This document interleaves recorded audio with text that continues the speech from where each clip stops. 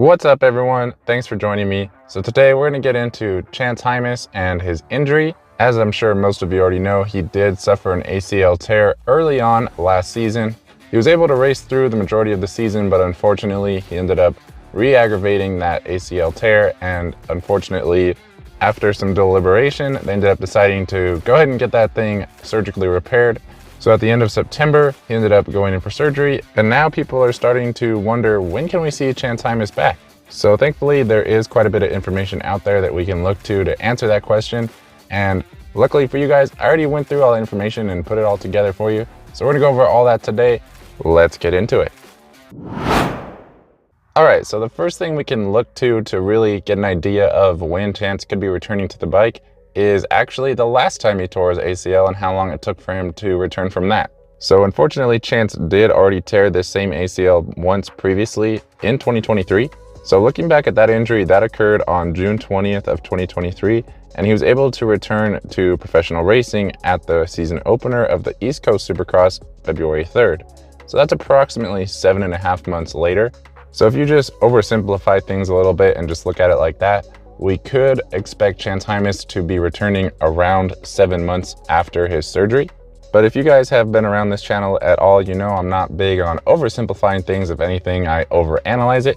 So looking a little bit deeper, you'll actually see that Chance ended up re-tearing that ACL around that 7-month mark when he did return to racing.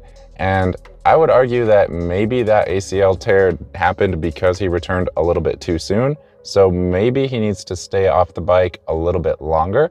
Interestingly enough, another really important factor in ACL tears is the age, and actually being between the ages of 10 to 19 plays a significant role in having a much higher rate of re-injury to an already repaired ACL tendon.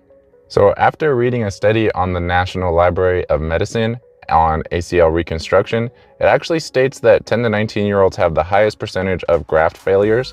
And looking at Chance's age after his first ACL reconstruction, he was only 18, and he had just turned 18 at the time of his injury.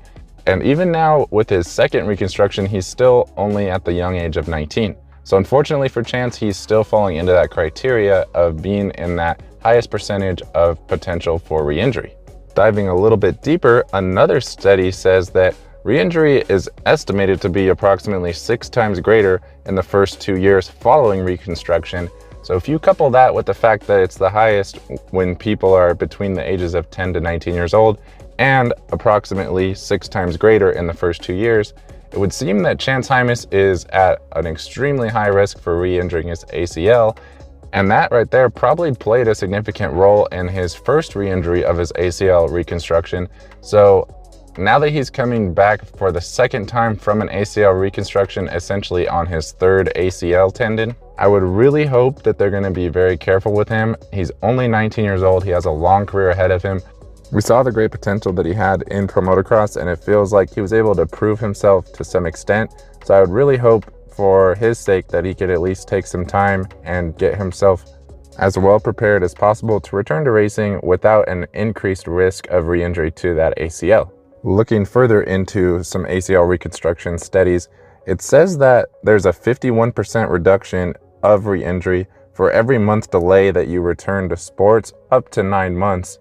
So just for Chance potentially sitting out from, say, that 7-month mark to the 8-month mark to return, that could actually give him a 51% reduction in re-injury to that ACL tendon. And then the fact that he's coming up on 20 years old, and that's kind of the threshold of when your injury risk to that ACL starts to really go down, it really could be key for him to potentially sit out a little bit longer than he would like to really be able to have a lower risk of re-injury to that ACL tendon. And as much as I'm sure he really wants to return to racing as soon as possible, how demoralizing would it be to rush back, get back on the track, have a good result or two, and then re-injure that ACL for a third time? Another thing that would be really interesting to know is whether they used a donor tendon or one of his own tendons to repair his ACL, as donor tendons actually have a 4 times higher chance of re-injury or re-tearing compared to using your own tendon. But there are some other added benefits like less pain from the surgery and potentially a little bit quicker healing times, but then there's also risk for infection and things like that. So I would have to say that it sounds like he probably used one of his own tendons. Generally, they use your patella tendon for this type of injury. They take some of that and graft it into your ACL. So definitely pretty gnarly and not something you want to have to continue doing. I'm not sure if they already used some of that the first time and that would play a role in how they repair it for the second time. I'm definitely not a surgeon. I'm not an expert on the matter. But as you can start to see, there are a lot of factors that go into returning from an ACL tear, especially when it's reconstructed. And everyone's bodies are unique and different. So as much as there are studies that give us these statistics and things, at the end of the day, every injury is different and every person is different. So there's really no right answer. However, in a survey of 211 surgeons, when specifically talking about ACL reconstructions, they generally suggest a 6-month minimum to allow sports resumption and generally to allow sports-specific rehab after about 4 months, and then specific sports training to be resuming around 6 months, and then return to competition between 6 to 8 months. So with all of that information put together, it seems like it would be reasonable for Chance to need to take at least a minimum of 6 months off. So now looking at the 2025 schedule, if you look to the start of the East Coast Supercross, that is going to be kicking off on February 8th, and that is just slightly over 4 months from his surgery. So realistically, I just don't see any way that Chance will be returning for the start of Supercross. And I did kind of vocalize my concerns about this type of scenario happening last season when we were talking about the injury updates and things like that, that it could be ideal for Chance to just go ahead and get that thing repaired before, say, motocross or things like that. So that way he could return healthy for Supercross. Now, unfortunately, things ended up going the way they did, but at least he was able to show what he has in motocross, and we know that he is a very talented rider. So he was able to prove himself, but unfortunately it did cost him likely the start of his Supercross season. And I would argue it could even be jeopardizing the start of the motocross season. If you look to the start of Pro Motocross, that is on May 24th, and that is exactly 8 months after his surgery, which was on September 24th. So realistically, I don't think there's any way that we don't see Chance line up for the start of Pro Motocross if he doesn't have any setbacks or anything like that. Definitely 8 months would be enough time for him to realistically get back on the bike and get back in shape. Is that the safest time for him to return to the bike? Probably not, but this is his career, this is his livelihood, and he's definitely young and eager to get out there and prove himself once again. So I don't expect him to miss the start of Pro Motocross as long as he doesn't suffer any setbacks. If he does return to Supercross, I would have to imagine it's going to be a mid-season to late season return.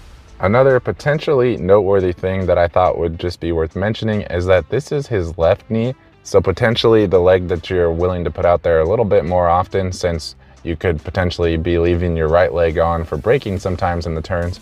So that right there also, in my mind, puts him at a slightly higher risk for re-injury as well. So definitely a lot of things to be concerned about.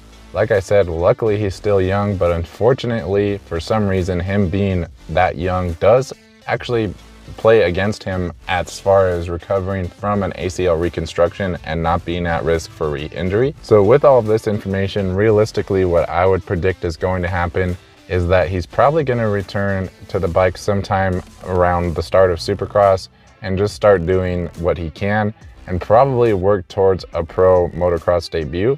He's probably just going to start out on motocross and stick to motocross, and then hopefully he just holds out until the start of motocross and then he comes out swinging in pro motocross. If he does try to make any type of Supercross start, I'm definitely going to be pretty concerned about his well-being. Hopefully he can stay healthy. Would really love to see him out there and doing well, and I do expect him to do well, but trying to recover from 2 torn ACLs in 2 years is absolutely no joke. Whatever ends up happening, Chance, we wish you all the best, and we look forward to seeing you back there. Let me know down in the comments below what you guys think of the situation and what you would do if you were in Chance's shoes. Would you wait it out a little bit longer to make sure that ACL was a little bit stronger, or would you just want to go out there and send it? That's going to go and do it for this video. Thank you guys for watching, and I will see you in the next video.